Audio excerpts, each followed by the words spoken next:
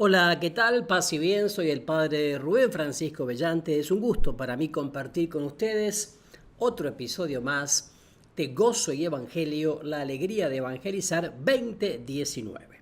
Como siempre, este programa está dirigido a todos los bautizados, claro está, especialmente a los catequistas, misioneros, servidores, agentes de pastoral, agentes de evangelización.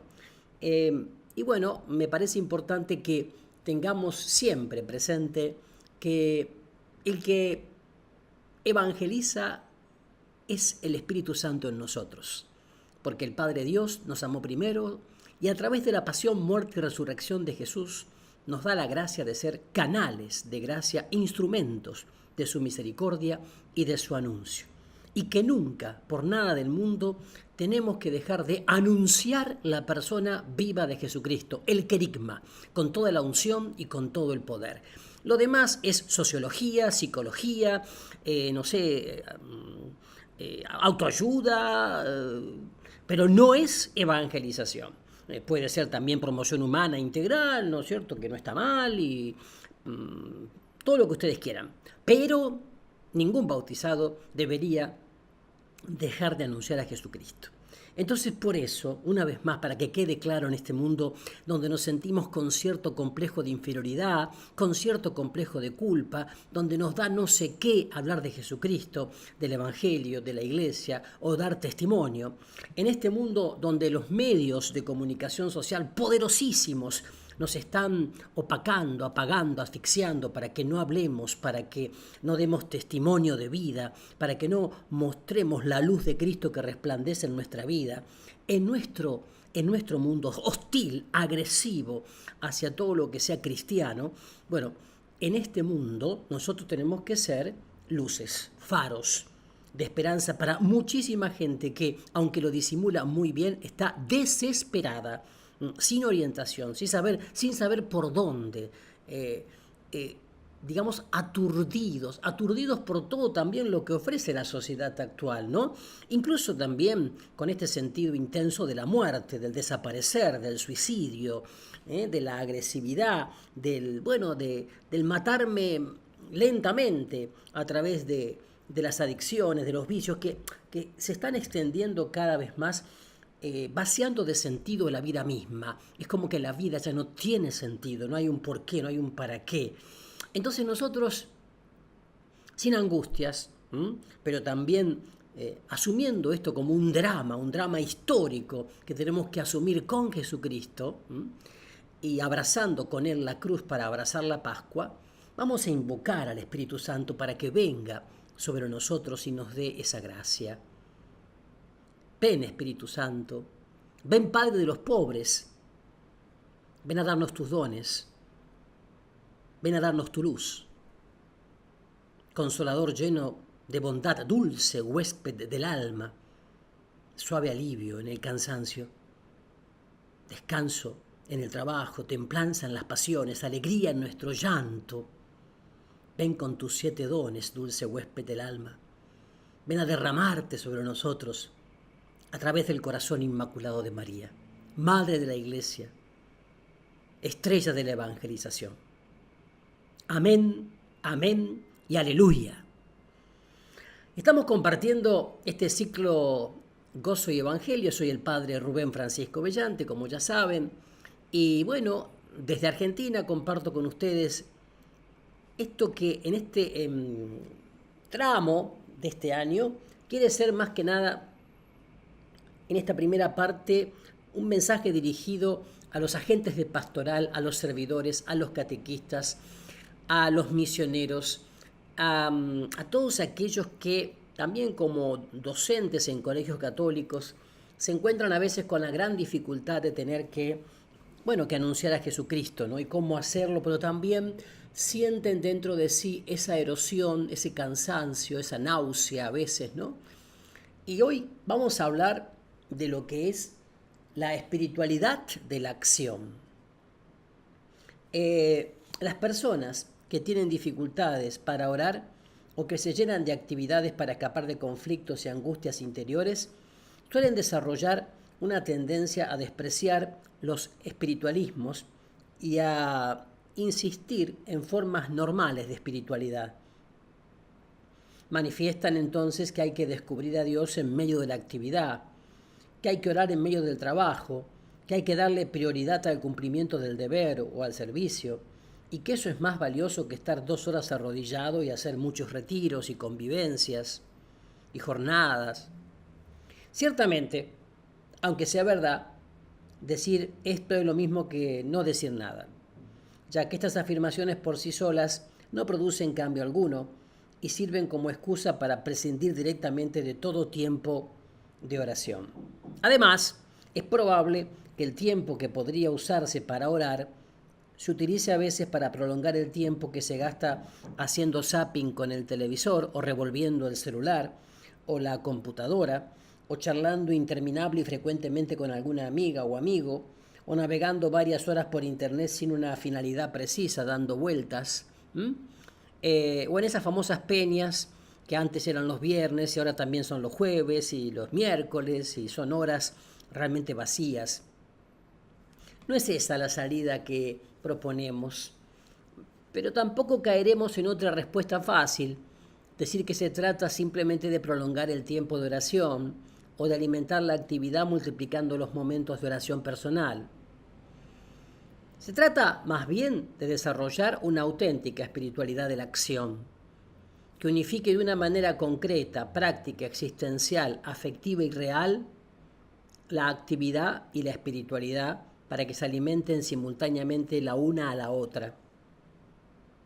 Entonces, la pregunta que nos hacemos es, ¿una espiritualidad en relación con la actividad? Y se ha avanzado mucho en mostrar que la actividad evangelizadora debe alimentarse de una vida espiritual.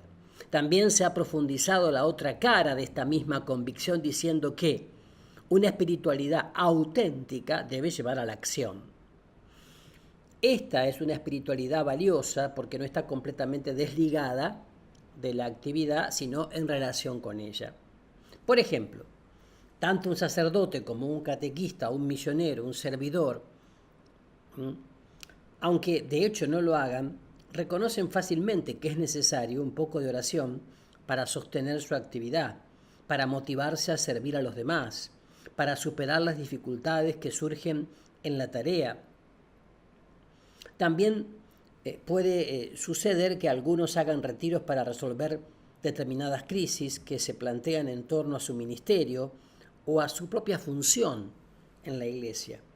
Y muchas veces sucede que estos periodos de oración verdaderamente ayudan a ser más generosos, a dominar rencores, a crecer en actitudes de servicio, etcétera, ¿no?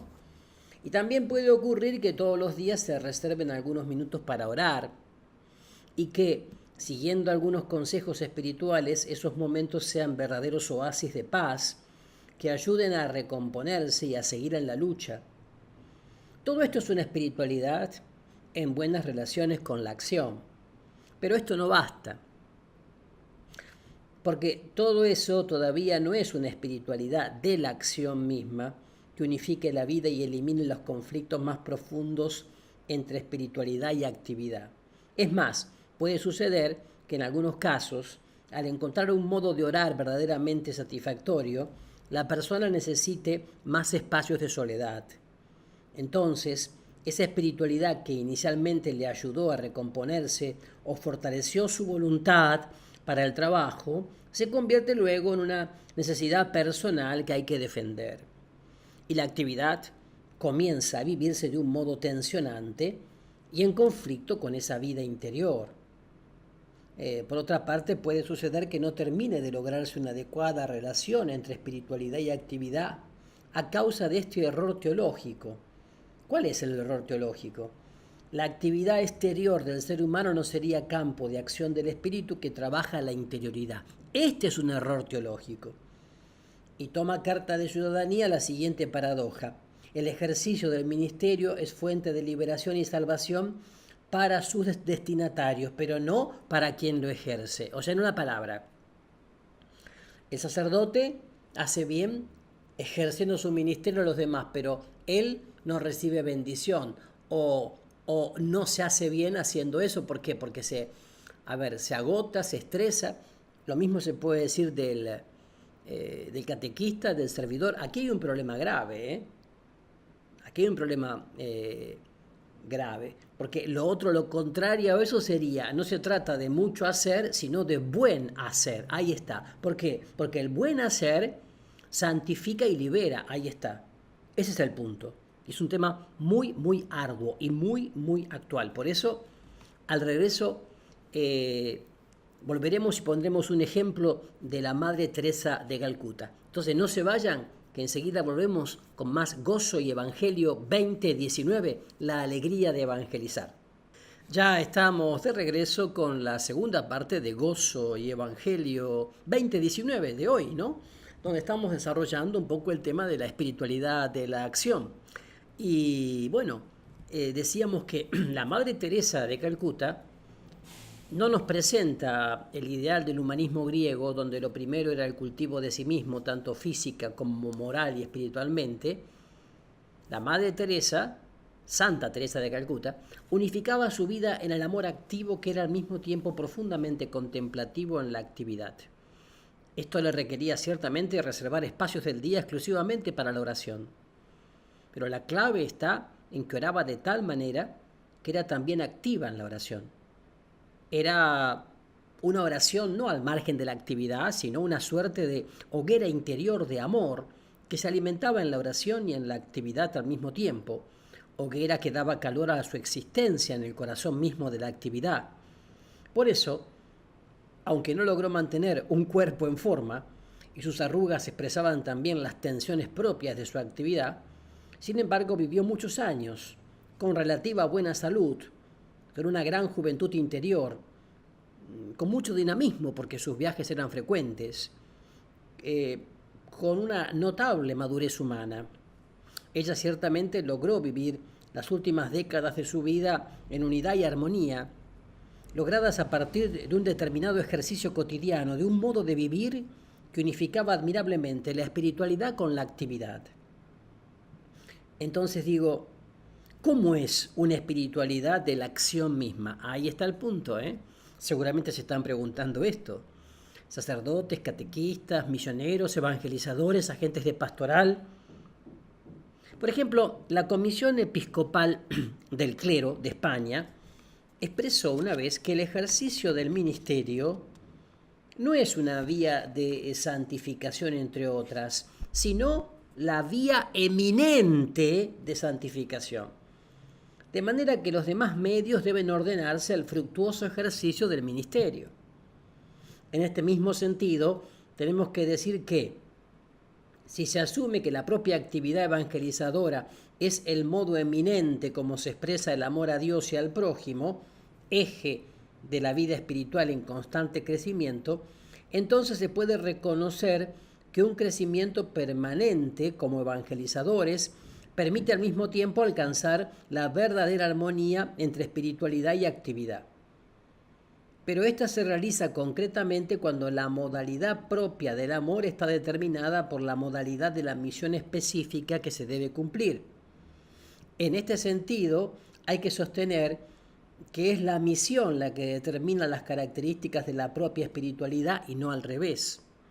Es decir, el amor se encarna en una misión que lo tiñe con notas particulares. Por eso, para no desarrollar una teoría que pueda ser mal interpretada, vamos a ver ahora un poquito en qué consistiría una espiritualidad de la acción misma a partir de 5 ejemplos concretos. El de un párroco, el de un matrimonio cristiano, el de una catequista o un catequista, el de una religiosa o religioso, ya sea monja, y el de un plan pastoral. A ver, un párroco. Bueno, en la espiritualidad específica del clero diocesano se ha avanzado bastante al identificar como eje unificador de esta espiritualidad a la caridad pastoral, expresada de otro modo al decir que el cura diocesano se santifica ante todo en el ejercicio mismo del ministerio. A ver, veamos algunas maneras concretas como puede vivirse esta espiritualidad en el ejercicio del ministerio. La misma imagen de Dios con el cual se encuentra el párroco en la oración personal y en la celebración litúrgica está hondamente marcada por la identidad pastoral. Es decir, Dios es percibido y amado por el pastor ante todo como fuente de vida para los demás, como plenitud que es a la vez un manantial desbordante de vida para el pueblo. ¿Me explico? Esto es sumamente importante porque la misma imagen de Dios hace que ya en el encuentro íntimo con el Señor brote un impulso hacia la actividad pastoral. ¿Me explico?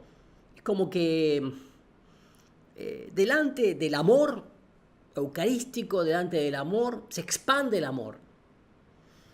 Esta adoración a Dios como fuente de vida hace que la espiritualidad del sacerdote sea profundamente sacramental, ya que es particularmente en los sacramentos, sobre todo en la Eucaristía, donde el Señor se hace presente como fuente de vida para el pueblo. Este amor a Dios se dirige más expresamente al Dios presente y actuante en los sacramentos. Es ante todo la presencia eucarística el manantial donde el cura busca saciar su sed de Dios. Pero es destacable que Dios es visto como actuante en los sacramentos, por lo cual en esa contemplación se incorpora al pueblo, objeto de esa acción sobrenatural de Dios. De este modo, la calidad pastoral, que tiene su fuente específica en el sacramento del orden, encuentra su expresión plena y su alimento en la Eucaristía. Cuando se contempla en la Eucaristía a Cristo que se hace presente, se considera peculiarmente que está allí para derramar su vida en el pueblo. Juan 10:10 dice: yo he venido para que tengan vida. El sacerdote no tiende a aplicar esa realidad inmediatamente a sí mismo, sino al pueblo, y a sí mismo en cuanto parte del pueblo amado. Aquí se advierte que la pastoralidad es la identidad englobante y unificante del sacerdote diocesano, la llamada caridad pastoral, que es una realidad eminentemente espiritual.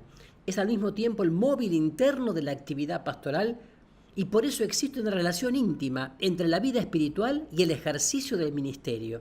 A ver, digámoslo directamente, ser espiritual para el sacerdote es lo mismo que ser pastor. Ahí está.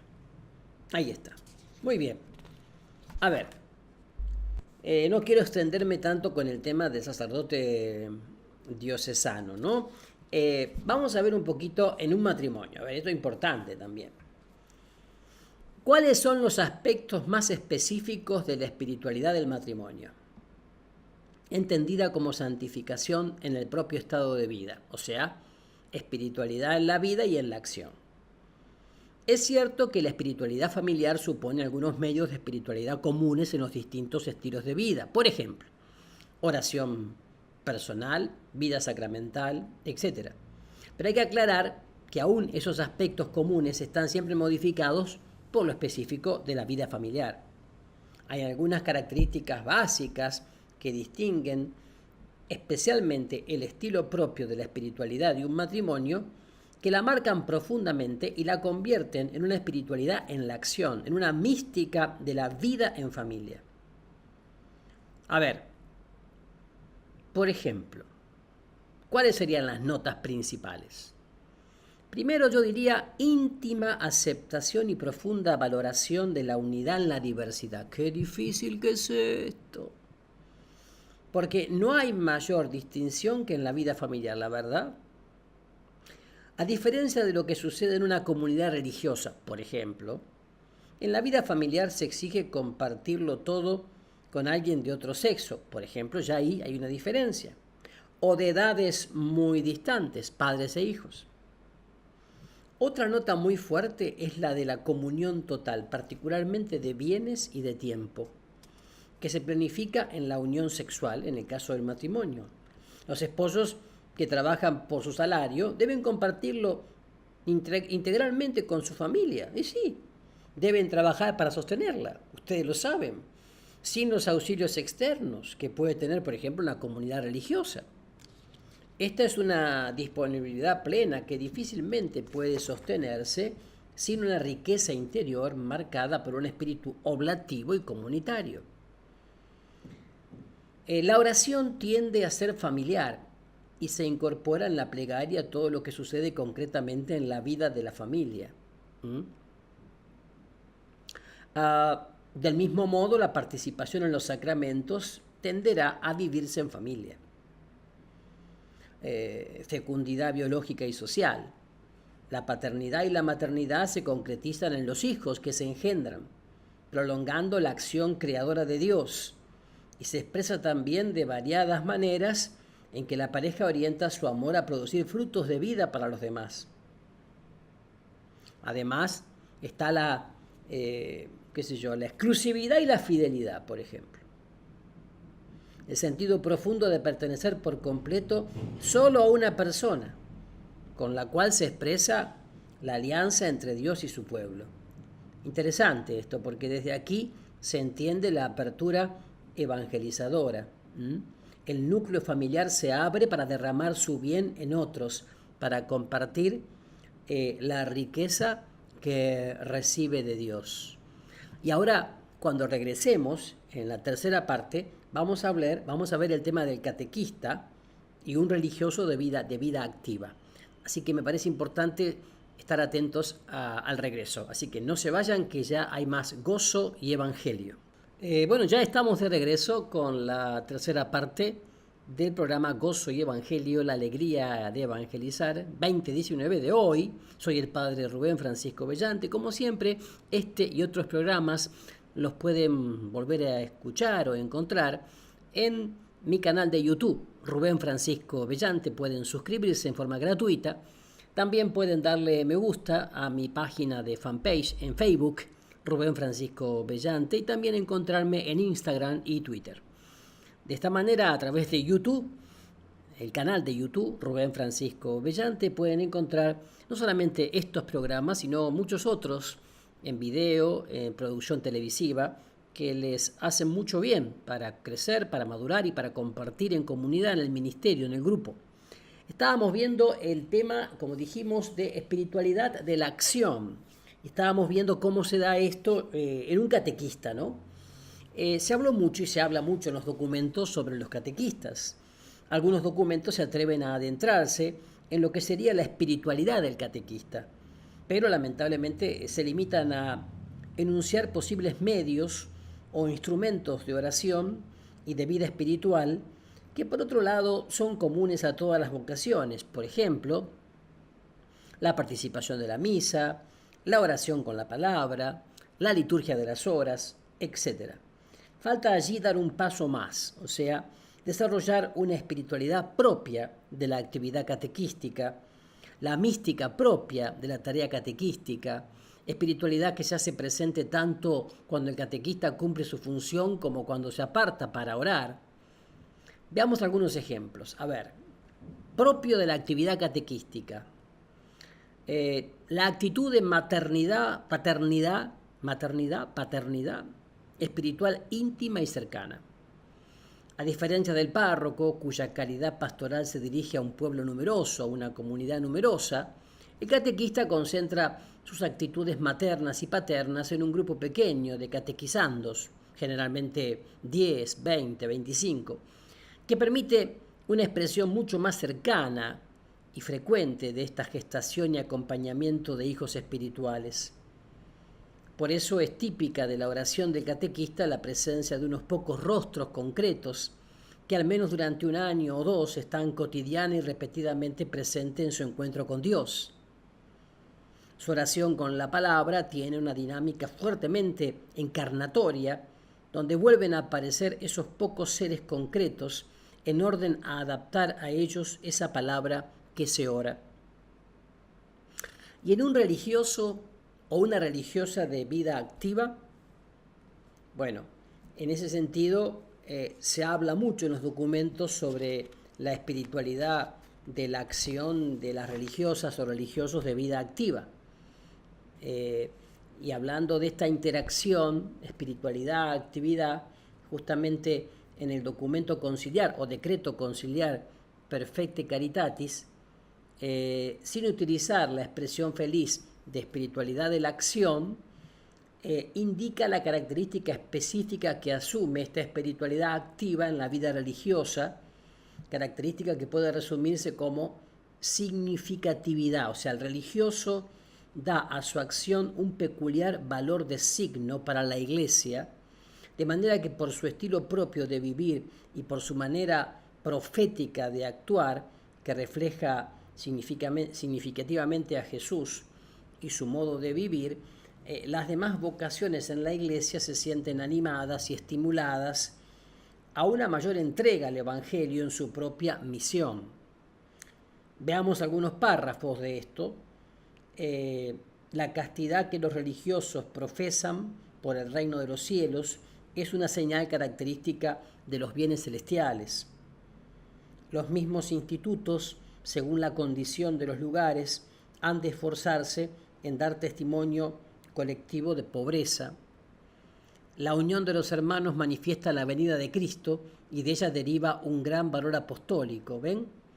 Y también la perfecta continencia por el reino de los cielos siempre ha sido tenida por la Iglesia en grandísimo honor como señal y estímulo de la caridad.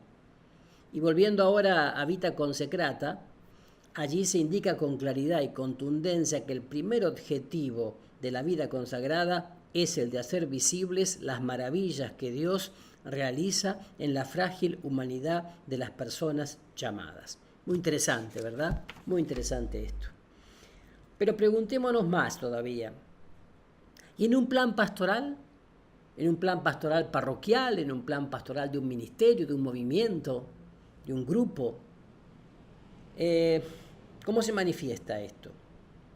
Bien, a ver, hay muchos planes pastorales, abundan los planes pastorales, creo que lo que más abunda son los planes. Por ejemplo, hay un plan que se llama NIP, Nueva Imagen de Parroquia, propuesta pastoral del Movimiento para un Mundo Mejor.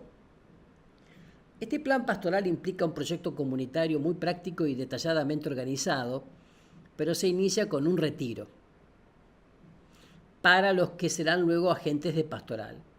En ese retiro hay un primer momento que consiste en la lectura teológica de los signos de los tiempos para hacer una opción solidaria por el cambio hacia un mundo mejor. En el segundo momento se procura reafirmar una opción por vivir la comunión con Dios y los hombres, integrando en esa comunión toda la realidad. Finalmente, en un tercer momento, se incorpora una determinada imagen de la Iglesia. Se procura que los participantes hagan una experiencia contemplativa y gozosa de la Iglesia como misterio de comunión y participación, experiencia que marca de tal manera el futuro del plan que logra que todas las acciones, opciones y decisiones posteriores tengan como prioridad expresar ese misterio. Allí, en ese contexto espiritual, se integra la descripción del plan pastoral. Entonces, el retiro inicial, el retiro espiritual inicial, no es un fin en sí mismo, sino un disparador. El fin es la actividad pastoral posterior marcada, impregnada por una convicción espiritual, que la Iglesia es y debe ser un misterio de comunión y participación al servicio de un mundo mejor. Bien, entonces ahora que hemos visto todos estos ejemplos, podemos entender mejor cómo el amor es forma y sentido último que unifica toda la vida cristiana. O sea, no se trata solo del amor teologal, sino de ese amor teologal que asume determinadas características de acuerdo a la actividad que se desarrolle y transforma el modo de mirar, de considerar las cosas, de reaccionar, de elegir. Por ejemplo, nos planteamos el modo de amar de un párroco de barrio, de Colonia. A partir de lo dicho hasta ahora podemos sostener que se trata de un amor encarnado en ese lugar, identificado con ese lugar, capaz de valorar todo lo que Dios siembra misteriosamente en los habitantes de ese barrio, de esa colonia, de ese pueblito.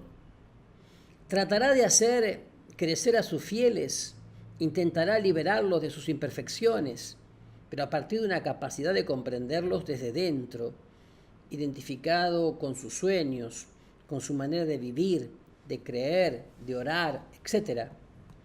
De hecho, una de las características del pastor que nos ha indicado el Papa es la confianza en la acción escondida de la gracia que se manifiesta, ¿verdad?, en los sencillos y en los pobres. Pues si no, te imaginas que te agarra una desesperación, ¿no? Y esta confianza en la acción de Dios en los seres humanos nos orienta afectivamente a mirarlos positivamente, en una suerte de embeleso frente a la dignidad sagrada del otro. Así, no se mira tanto la miseria en la imagen de Dios, el ser humano, sino más bien la imagen de Dios en el miserable.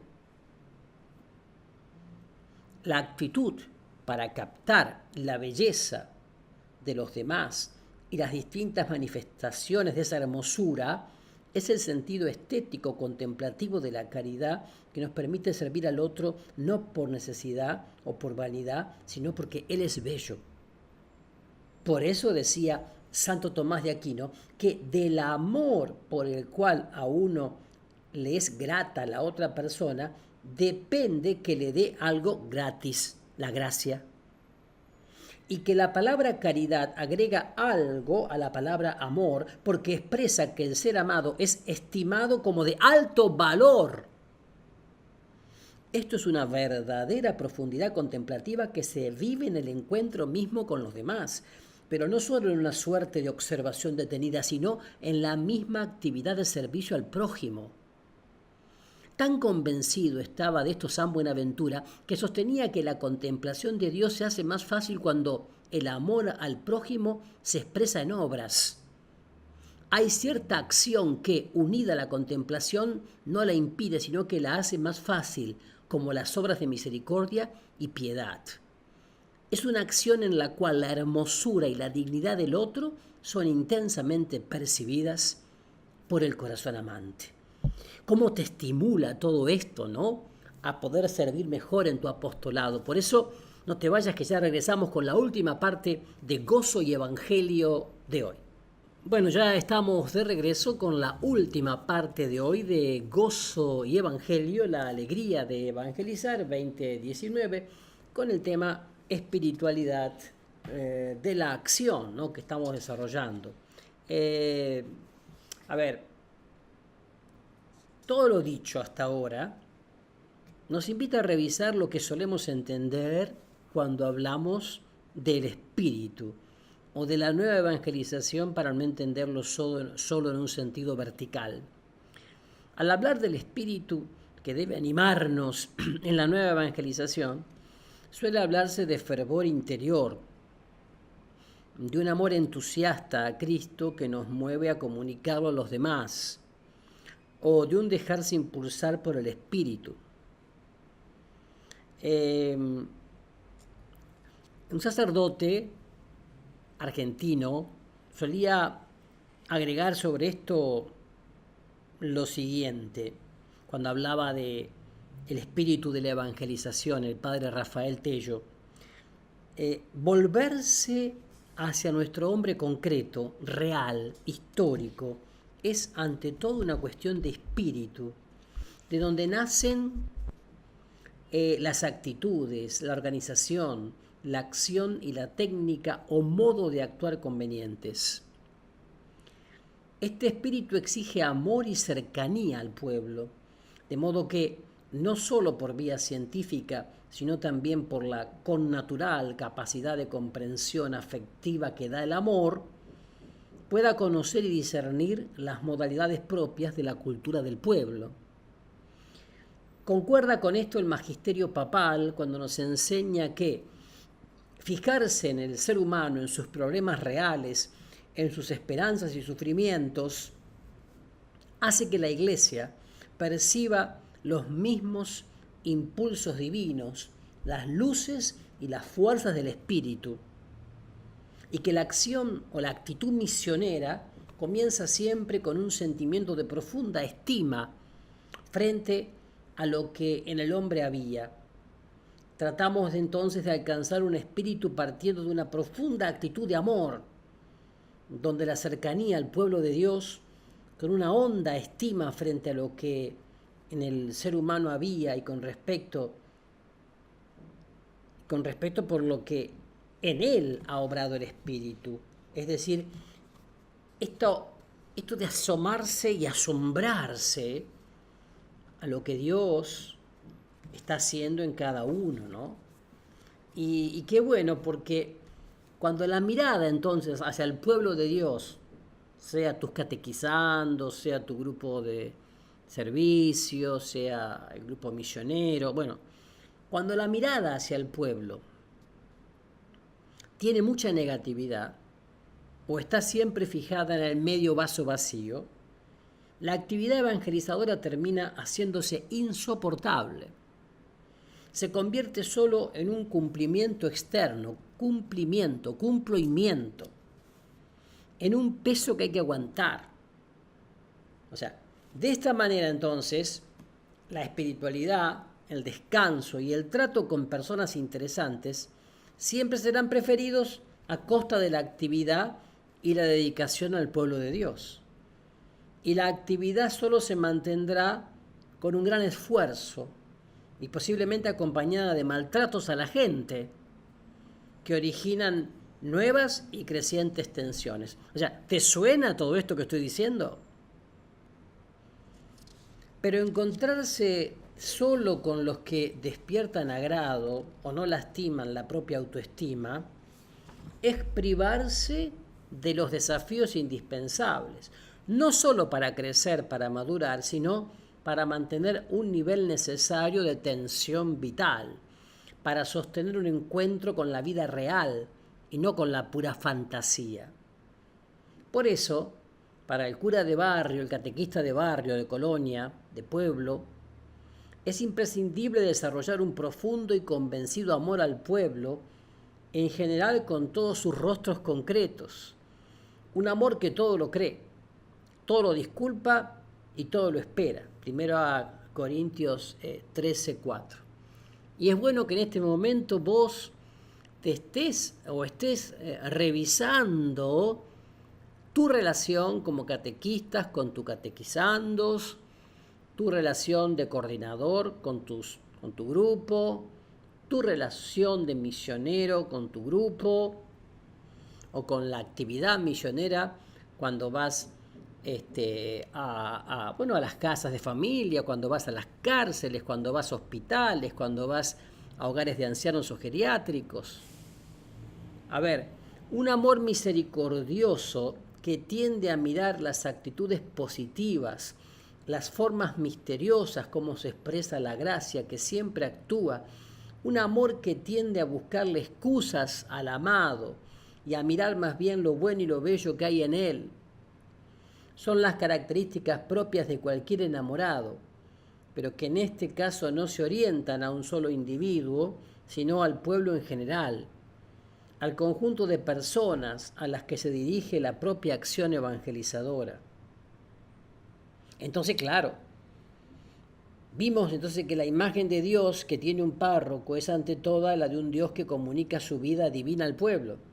Por eso el amor a Dios propio de este cura de barrio no podrá ser intimista, centrado en la contemplación amorosa del Dios que habita en la propia interioridad, pero esto mismo nos lleva a pensar que la forma pastoral de amar a Dios como fuente de vida, aunque esté profundamente unida a un íntimo amor al pueblo, no puede reducirse a actos internos de amor, sino que debe expresarse en un modo de relacionarse con el pueblo, en una actividad pastoral que está profundamente marcada por esta mística. Esto, en definitiva, es lo que se llama caridad pastoral. Bien, caridad pastoral. Dice Presbyterorum Ordinis 14, dice, desempeñando el oficio de buen pastor en el mismo ejercicio de la caridad pastoral, hallarán el vínculo de la perfección sacerdotal que reduzca a unidad su vida y su acción. Y también el principio interior, la virtud que anima y guía la vida espiritual del presbítero en cuanto configurado con Cristo, cabeza y pastor, es la caridad pastoral, participación de la misma caridad pastoral de Jesucristo. Bueno, entonces digo, creo que podemos orar sobre este tema y con este tema. Me parece importante orar. ¿Por qué? Porque hemos desarrollado en este programa el tema de la espiritualidad de la acción, ¿no? ¿Es posible entonces, a ver, como resumen, es posible vivir una espiritualidad en la acción? Sí es posible. Es posible vivirla, y yo diría con mayúscula, una espiritualidad con mayúscula. ¿Y cómo la resumo yo? En mi experiencia propia, humilde, ¿no? Experiencia. Tratar de ver a Jesús en cada persona que se me acerca, en la parroquia, en la actividad. Tratar de ser Jesús, mejor dicho, ser canal de gracia, de la gracia de Jesús para esa persona, en gestos, miradas, actitudes. Amar a Jesús en esa persona. No amar a esa persona por sus talentos, virtudes, simpatía o afinidad, que los puede tener, por supuesto. Y está muy bien, y es gracia de Dios, y es don de Dios. Pero también amar a Jesús en las personas incompletas, es decir, llenas de defectos, de imperfecciones, de miserias. Amar a Jesús y también amar todo el potencial de Jesús, el Dios hecho hombre, que está presente en esa persona y que yo, como pastor, como catequista, como evangelizador, como misionero, debo descubrir con una mirada contemplativa, una mirada que va a lo hondo, que va a lo profundo, que no se queda en lo superficial, que no se queda en lo psicosociológico, una mirada que llega al corazón, y entonces de esa manera una mirada que rescata, que sana, que libera, que construye, que edifica, que ayuda a crecer, a madurar. ¿Es posible entonces? Claro que sí, esta espiritualidad de la acción, que no es reducir la vida a un activismo, ni tampoco a un espiritualismo volado, desencarnado, sino que es vivir en el día a día con unción, con pasión, pero también con discernimiento, con prudencia, lo que Dios me está pidiendo, sin desesperarme, porque Él me acompaña, Él me alienta, Él me lleva, Él está conmigo, Él va conmigo, nada temo. Por eso, que a través del corazón inmaculado de María, los bendiga el buen Dios Todopoderoso, los sane, salve, libere el Padre, el Hijo y el Espíritu Santo. Amén. Paz y bien para todos ustedes.